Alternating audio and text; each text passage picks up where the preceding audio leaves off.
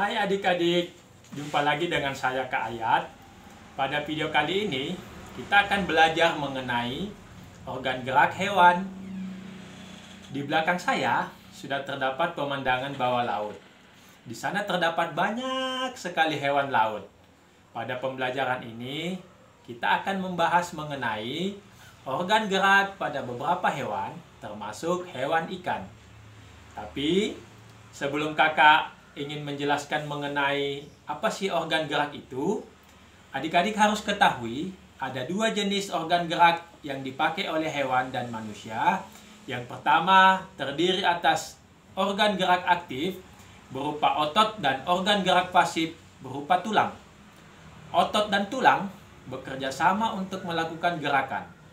Proses gerakan yang berasal dari tulang dan otot inilah yang kemudian membentuk sistem gerak.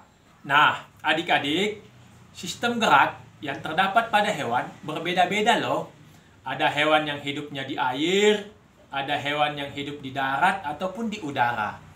Dalam jenisnya, hewan tersebut dapat dibagi menjadi dua, yaitu hewan yang bertulang belakang atau vertebrata, serta hewan yang tidak bertulang belakang atau avertebrata. Hewan yang pertama yang akan kita bahas sistem geraknya adalah hewan ikan. Ikan dapat bergerak di air, baik itu air tawar maupun air laut. Dari segi bentuk rangkanya, ikan berbentuk sebagian besar ada yang memanjang, yang mirip dengan torpedo atau streamline. Dari segi bentuk inilah, ikan akan mudah bergerak bebas di laut maupun di air tawar dengan membelok ke kanan, kemudian ke kiri dengan mudahnya. Bentuk rangka tulang ikan serta otot-otot ikan paling praktis sehingga efisien waktu bergerak ke depan dengan lincah. Hewan berikutnya adalah amfibi. Contoh dari hewan amfibi ini ialah katak. Katak terdiri atas tulang badan, tulang kepala, tulang anggota gerak. Katak mempunyai sendi yang ada pada lutut, siku, bahu, dan pergelangan kaki serta tangannya. Selain itu, bentuknya tulang kepala ini berbentuk kecil, tapi paling kuat. Katak mempunyai tulang belakang untuk menopang tubuhnya. Katak mempunyai kaki belakang yang amat panjang, dan juga otot yang solid dan kekar. Kaki katak mempunyai selaput yang berfungsi untuk memudahkannya berenang. Hewan yang ketiga adalah mamalia. Contoh dari hewan mamalia ini adalah kuda, sapi, banteng, ikan paus, dan lain sebagainya. Hidup hewan mamalia ini adalah ada yang di darat, di udara, dan juga di air.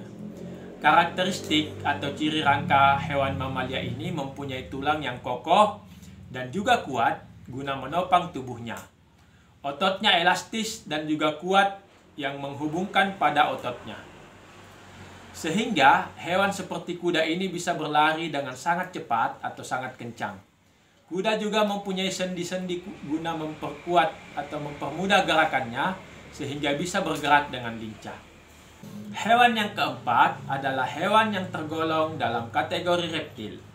Contoh hewan reptil ini adalah kadal, buaya, kura-kura, ular, dan sebagainya.